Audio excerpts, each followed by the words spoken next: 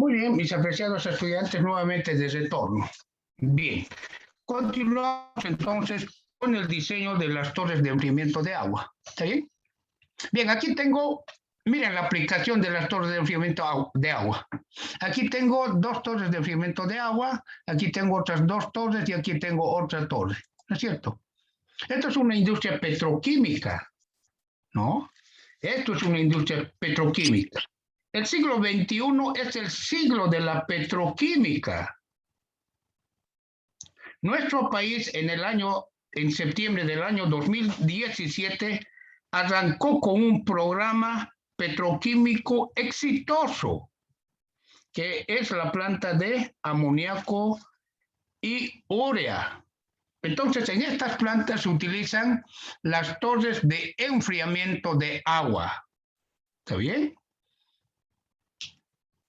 Las 5 empresas petroquímicas líderes en el mundo son la Dow, la Exxon, la Royal. Estos son empresas petroquímicas. Una planta de petroquímica es la base y el sustento de la agronomía debido a su incidencia directa en la producción de alimentos. Entonces, y además esto da lugar a que muchos ingenieros químicos de nuestro país puedan manejar este tipo de plantas, adquieren experiencia. Para el ingeniero químico especialmente es importantísimo adquirir experiencia en este tipo de plantas, ya que tenemos muy pocas en el país.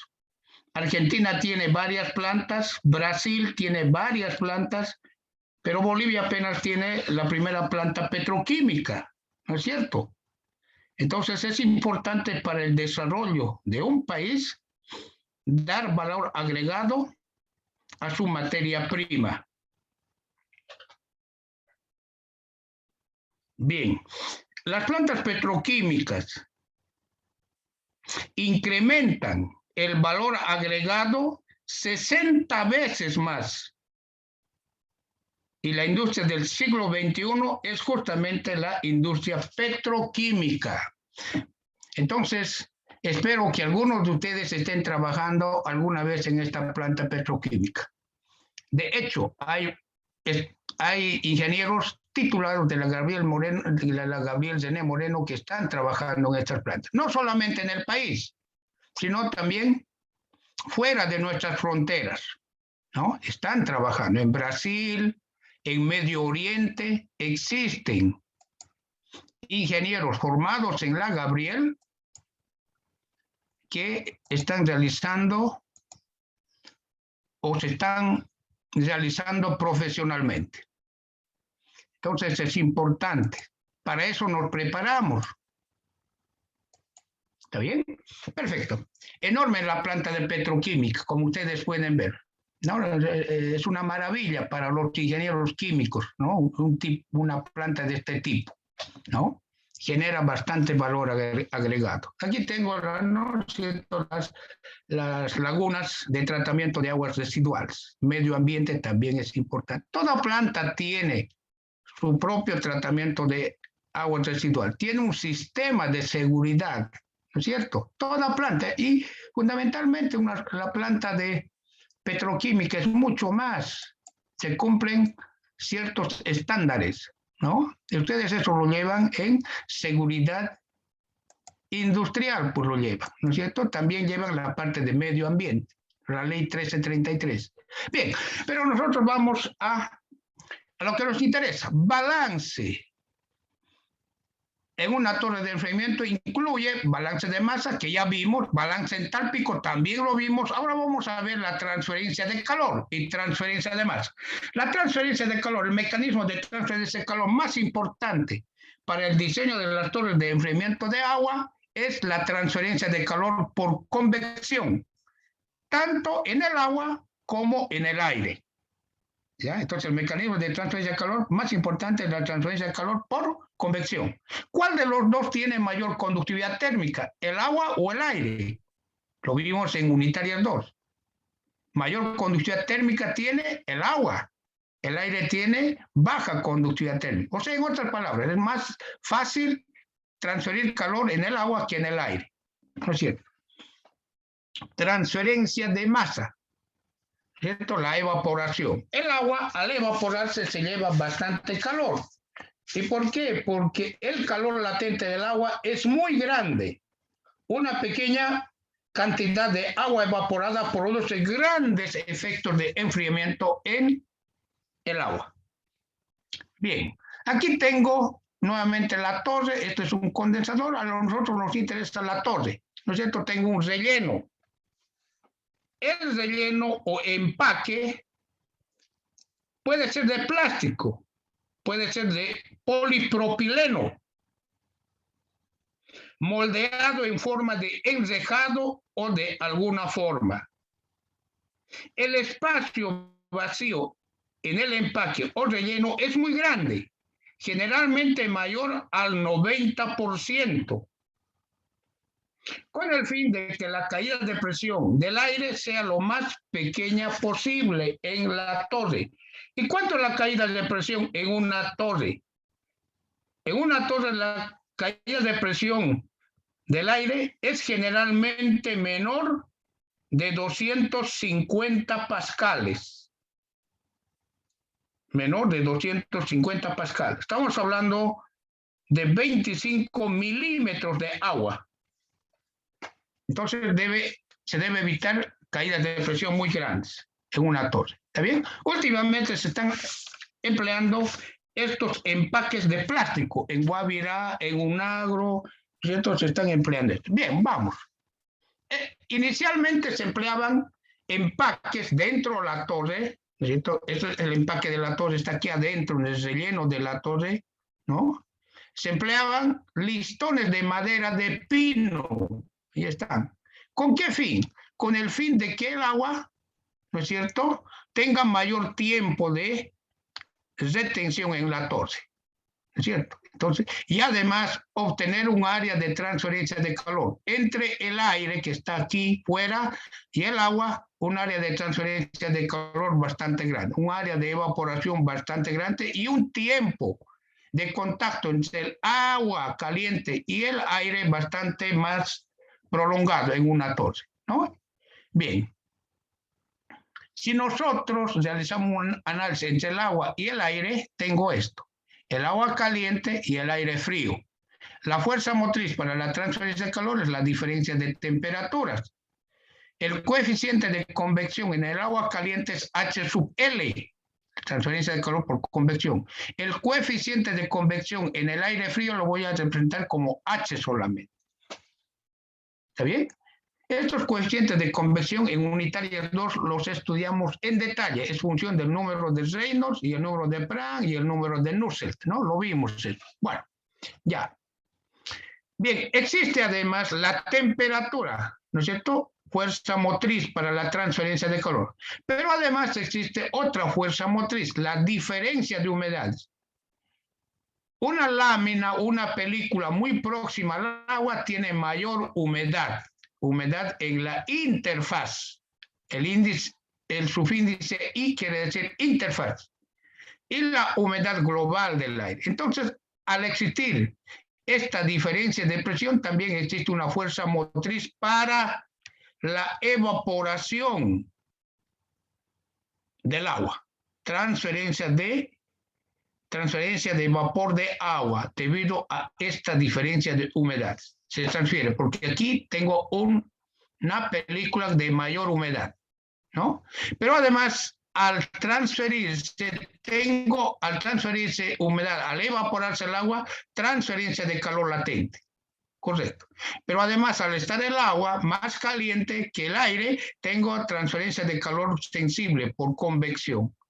Todas estas variables se deben incluir, ¿no es cierto?, en el diseño de las torres de enfriamiento. Es por eso importante la transferencia de calor. Bien, nuevamente realizamos nuestro balance en un elemento diferencial de la torre. En este elemento diferencial tengo la transferencia de calor por convección. Esto lo vimos ya, ¿no es cierto? H es el coeficiente de transferencia de calor por convección en el aire. A es la superficie específica del relleno. Esto lo vimos en unitarias 1. Superficie específica del relleno. Aquí era igual al área de la partícula sobre el volumen del lecho poroso, ¿no es cierto? Eso era A. Entonces voy a recomendar a ustedes ver sus apuntes de unitarias 1, de lechos porosos. Entonces, la superficie específica del relleno en las torres es igual al área de la partícula. Cuando me digo área de la partícula, me refiero a esta área, pues, ¿no? A esta área externa del relleno. Área de la partícula sobre el volumen de la torre. ¿Está bien? Existe evaporación de agua. El flujo másico de vapor de agua es igual al coeficiente de transferencia de masa en el aire. La humedad en la interfaz menos la humedad global del aire. ¿Está bien?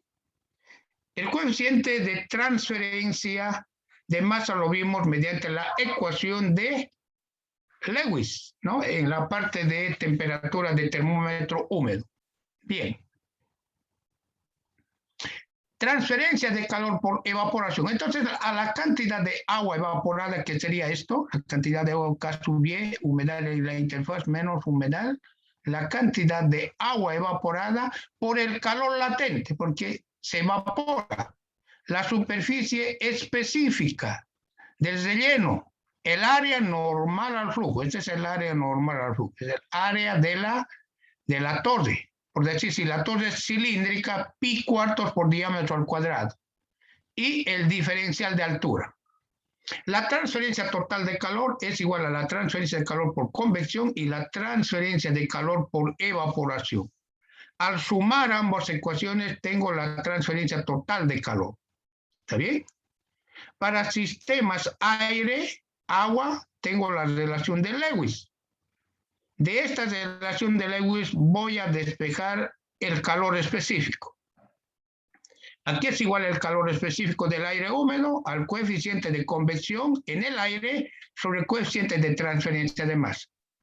¿No es cierto? Entonces voy a reemplazar en la ecuación de transferencia total de calor. Bien, por otra parte, el aire se calienta e incrementa su entalpía. El flujo total de calor es igual a la velocidad máxima del aire seco por el área normal al flujo y por el diferencial de entalpía del aire húmedo.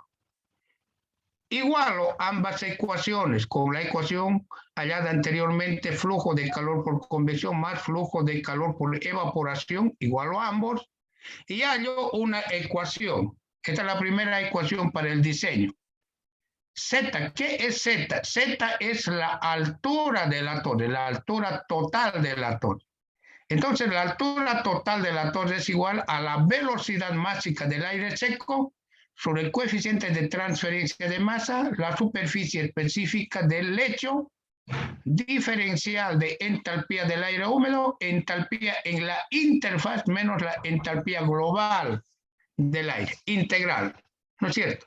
Esto se conoce con el nombre de la ecuación de Merkel. A este primer término, ¿no es cierto?, se lo llama altura de una unidad de transferencia.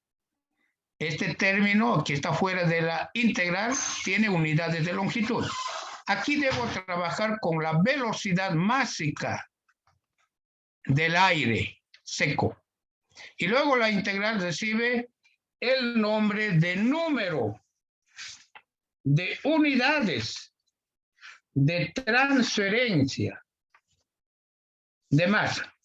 Número de unidades de transferencia de masa, la integral. El número de unidades de transferencia de masa es una medida de la dificultad de la transferencia de entalpía. A esto se llama número de unidades de transferencia de entalpía del aire. Número de unidades de transferencia de entalpía del aire. Este término, número de unidades de transferencia de entalpía del aire, que es una medida de la dificultad de la transferencia de entalpía. ¿Está bien? Entonces ese producto, muchos textos están de esta forma, ¿cierto? Aquí vamos a aclarar un poco. ¿cierto? La altura de una unidad de transferencia y el número de unidades de transferencia. ¿Está bien? Bien, en estos términos existe un término, existen estas ecuaciones. Coeficiente de transferencia por la superficie específica del lecho. Entonces, para hallar el coeficiente de transferencia por la superficie específica, ¿no es cierto?, del relleno A, existen ecuaciones. Aquí vamos a ver una. Coeficiente de transferencia de masa para torres de enfriamiento de agua. Fuente. Principios de operaciones unitarias de Alan Fox. En este texto dan esta tabla.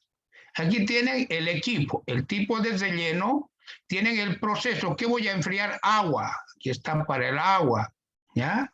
Y tienen el intervalo de las velocidades de masa, velocidad másica del agua. L quiere decir líquido, agua, la velocidad másica del agua, ¿no es cierto? Y tienen la ecuación, el coeficiente de transferencia de masa por la superficie específica del relleno, que está en función de la velocidad másica del agua y la velocidad másica del aire seco. Aquí estoy aclarando en la parte inferior. Para nosotros manejamos L, pero el Alan Fox en esta tablita maneja GL para el agua. Y aquí nosotros manejamos en teoría G sub S para la velocidad másica del aire seco. El Alan Fox maneja G sub B', esa es la velocidad másica del aire seco. Estos están en el sistema de unidades libras, pie, hora. ¿Está bien? Hay que tener cuidado con esto. Y luego el coeficiente de transferencia de masa por la superficie específica está en libras mol de aire seco, pie cúbico por hora. ¿No es cierto? Entonces en la bibliografía podemos encontrar, ¿no es cierto?, ecuaciones para distintos tipos de equipos en torres de enfriamiento. Esto es principios de operaciones unitarias de Alan Fox. Ustedes lo van a encontrar eso en el capítulo 17 del Alan Fox. ¿Está bien? También está en el Treiber, por si acaso. Bien, de esa forma se halla y tengo la altura. Al multiplicar ambos tengo la altura de la torre, la altura total de la torre. ¿Está bien? Bien, hace un momento dijimos, a partir de esta tabla, nosotros construimos, ¿qué construimos? La curva de equilibrio. Esta es la tabla A3 del Ocontojo. Entonces, la primera tarea que ustedes tienen es construir esta curva de equilibrio en el Excel a partir de la tabla A3. Es la primera tarea que ustedes tienen. Y eso para la próxima clase, que es el día martes. Bien, voy a revisar esta tarea en el Excel. Esta es la representación de la tabla A3, temperatura, entalpía, en el Excel. Esto me da la temperatura de la interfaz y la entalpía en la interfaz. Esto me da temperatura y entalpía en la interfaz. ¿Está bien? Bien. Esto no es complicado, es sencillo hallar la curva de equilibrio. A esto se llama curva de equilibrio. ¿Cuál es la utilidad entonces de la curva de equilibrio? Anteriormente vimos la línea de operación, ya tengo también la línea de operación, ¿no? Esto se halla analíticamente, la línea de operación, ya no de tablas. Lo que se halla en tablas es la curva de equilibrio, la curva azul. Esto ya vimos en la primera parte de la clase de hoy, ¿no? ¿Para qué sirve? Ambos se representan en un solo gráfico. ¿Para qué sirve? Para hallar las condiciones en la interfaz. ¿Y para qué voy a hallar las condiciones en la interfaz? Para integrar esta relación. Esta.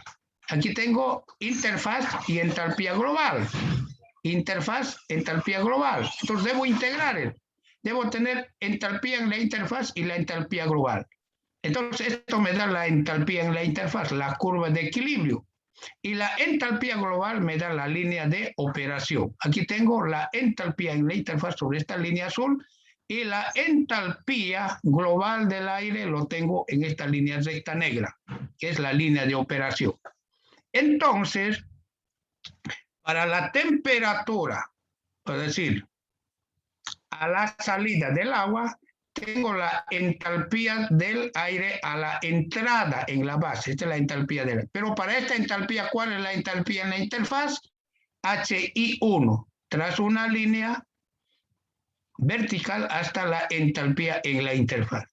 Para la temperatura del agua a la entrada, que es mayor, tengo la entalpía del aire a la salida, ¿cierto? Entalpía. Para esta entalpía de salida, ¿cuál es la entalpía en la interfaz? Tras una línea vertical y tengo la entalpía en la interfaz. Para cualquier temperatura tengo la entalpía del aire húmedo, de la mezcla, y tengo la entalpía de la mezcla en la interfaz. ¿Para qué? Para integrar. Voy a tener entalpías en la interfaz para entalpías globales, que está en la línea roja aquí, las entalpías globales. Y las entalpías en la interfaz están en la curva de equilibrio en la línea azul. ¿Está bien? De esa forma trabajo. Aquí están representados, esta es la línea de operación, esta es la línea roja, ¿no? En cambio, la línea azul lo hallo en la tabla A3. ¿Para qué? Para luego esas diferencias representarlo, ¿no es cierto?, en ordenadas y en abscisas estarían los límites, entalpía del aire a la entrada, entalpía del aire a la salida. Y esta área achurada de amarillo es el número de unidades de transferencia. Debo integrar gráficamente y de esta forma hallo el número de unidades de transferencia para hallar la altura de la torre de enfriamiento. ¿Está bien? Esto requiere práctica. Esto requiere práctica. Esta integración requiere práctica. Esto se puede integrar con el Excel también. ¿Ya? Van a tener que trabajar bastante. Bien. Eso sería para hallar la altura de la torre.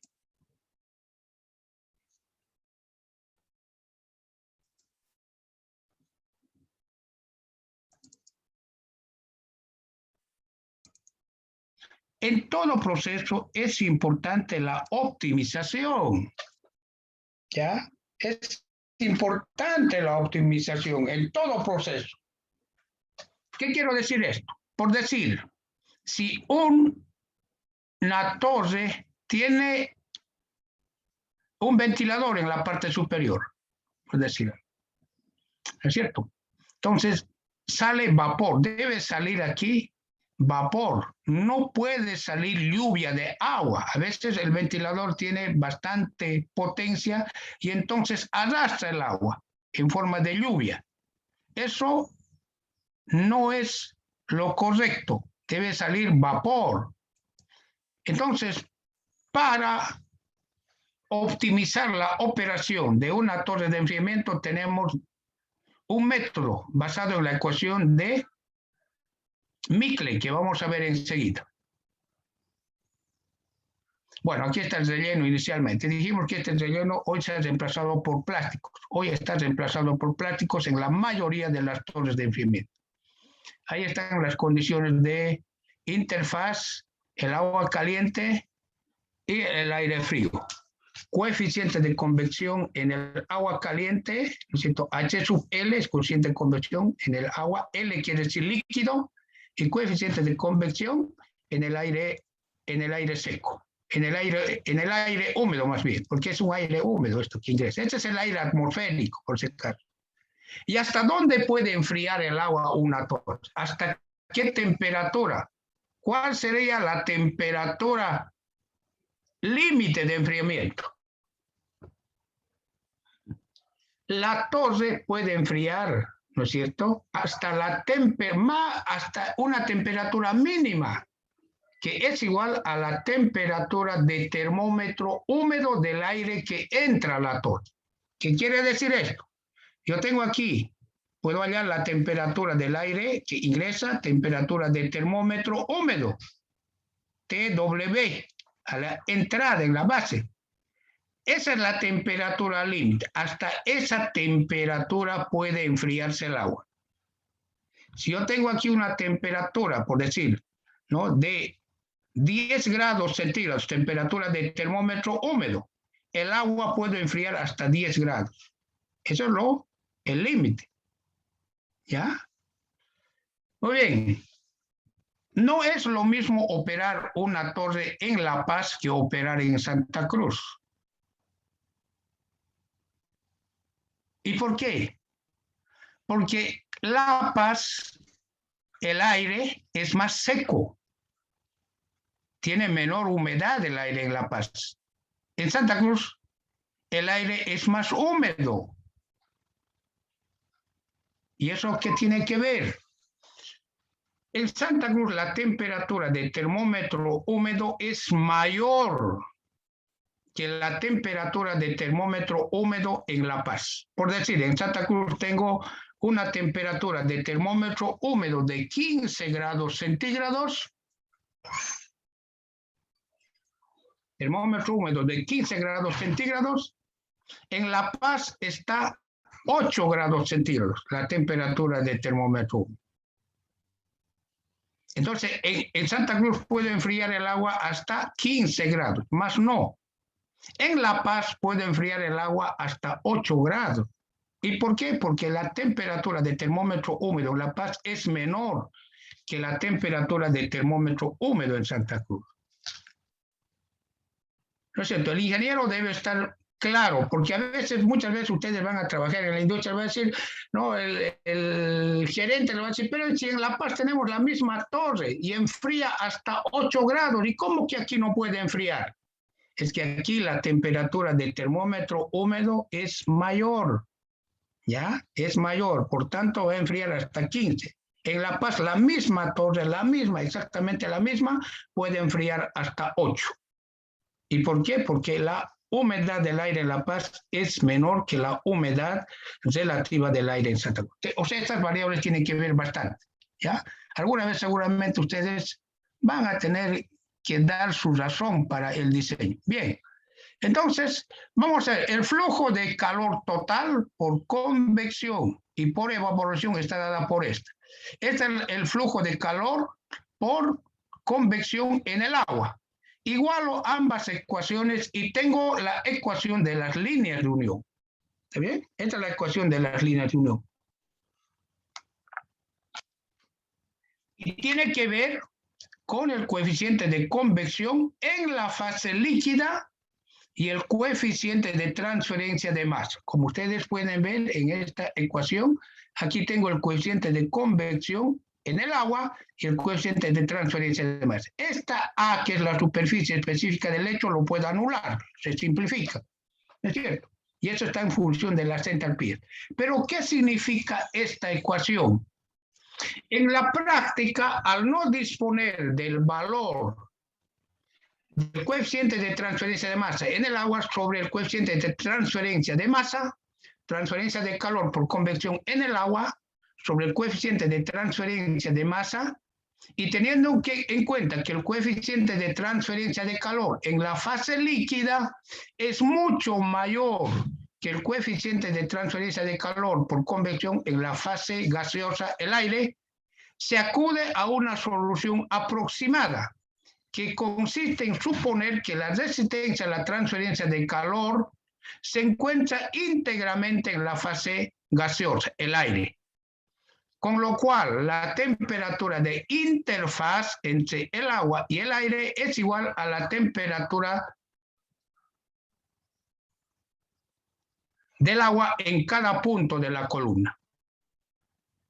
Y en consecuencia, el coeficiente de transferencia de calor por convección en el agua vale infinito, resultando este cociente igual a infinito. Por tanto, las ecuaciones de las líneas de unión corresponden a rectas paralelas al eje de las entalpías. Entonces, esto es lo que estoy haciendo. Estas son líneas paralelas al eje de las entalpías para hallar las condiciones de interfaz. Eso es lo que me dice. ¿Cómo voy a hallar las condiciones de interfaz para esta ecuación? Trazando líneas paralelas. ¿Está bien? Y estas entalpías del aire de la línea de operación. Esta es la temperatura del agua. y de esta forma obtengo este cociente. O si quieren, puedo obtener las entalpías en la interfaz con una aproximación. ¿Está bien? Bien. Si realizo balances de calor y balances entálpicos, divido miembro a miembro, encuentro otra relación importante, que es la ecuación de Mickley. Esta ecuación sirve para optimizar la operación de una torre de enfriamiento. Y esta ecuación en la práctica se maneja más gráficamente. En la práctica se maneja gráficamente la ecuación de Mickley, que es la última. Estas son las 4 ecuaciones para el diseño de una torre de enfriamiento de agua. Estas las vimos todas el día de hoy. La última ecuación, la ecuación de Mickley, se emplea para optimizar la operación de la torre de enfriamiento. ¿Qué tengo aquí? Aquí tengo la temperatura del aire a la entrada, en la base, y su entalpía. Aquí tengo entalpía versus temperatura. Entalpía versus temperatura. ¿Cuál? Esta misma. Es esto, entalpía y temperatura. ¿Está bien? Es lo mismo. Entalpía, temperatura. Entalpía, entonces tengo la representación aquí. Entalpía, temperatura. Entonces aquí tengo entalpía, temperatura, entalpía. Temperatura del aire y su entalpía. Muy bien. Debo trazar, mire, aquí es importante esto. Debo trazar una línea del punto 1 hasta la línea de operación. Esta es la línea de operación. Y luego, con las líneas de unión, con la ecuación de la línea de unión, esta línea oblicua y volver al punto inicial. Entonces tengo el primer triángulo. Luego, a un cuarto del punto inicial, esta línea, entre este punto y este punto, a un cuarto, determino un segundo punto y trazo otra vez lo mismo, una línea horizontal, luego una línea oblicua y retorno al punto. Estas líneas oblicuas son, ¿no es cierto?, la relación coeficiente de convección en el agua sobre el coeficiente de transferencia de masa, esta línea amarilla, ¿está bien? Estas líneas oblicuas, que vamos a considerar constante. Tengo el segundo punto. Luego, a un cuarto, entre este punto y este punto, tengo el otro punto. Y trazo lo mismo, ¿está bien? Y luego, a un cuarto, entre este punto y este punto, otra vez trazo otro triángulo. Siempre es a un cuarto hacia la línea de operación, otra vez trazo. Y así voy trazando triángulos hasta la entalpía 2. ¿Para qué? Hasta la entalpía 2 y la temperatura 2 del líquido. ¿Para qué? A partir de este punto, esta curva que van formando con estos puntos es la curva de la temperatura del aire en la torre. Entonces, con esta entalpía 2, puedo ir hasta esa curva y hallar la temperatura del aire a la salida de la torre, como ustedes pueden ver aquí. Esta sería la temperatura del aire. Sirve para determinar la temperatura del aire a la salida. Esta curva de temperatura del aire no puede estar por encima de la curva de equilibrio. Si esta curva está por encima de la curva de equilibrio, quiere decir que la torre está inundada. Por la parte superior hay el agua sale en forma de lluvia, cuando esta curva está o corta y pasa la curva de equilibrio. ¿Está bien? Perfecto. Bien, para concluir la clase de hoy, tarea.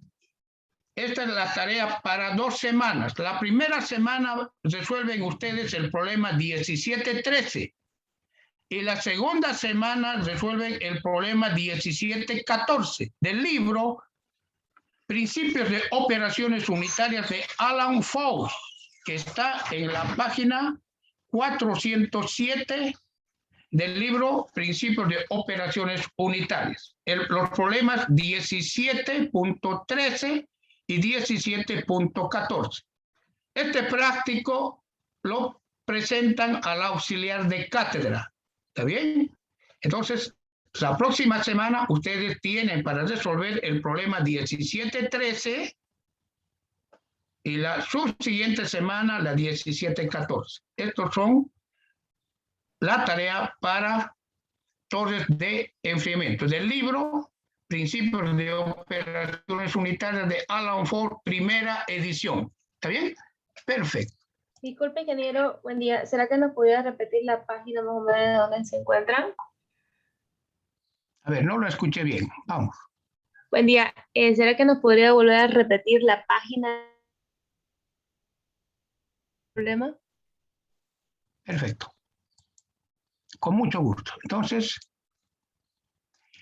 a ver, esta tarea está en el libro Principios de Operaciones Unitarias de Alan Fox en la página 407. ¿Está bien? Perfecto, muchas gracias. En la página 407. Bien. Los problemas son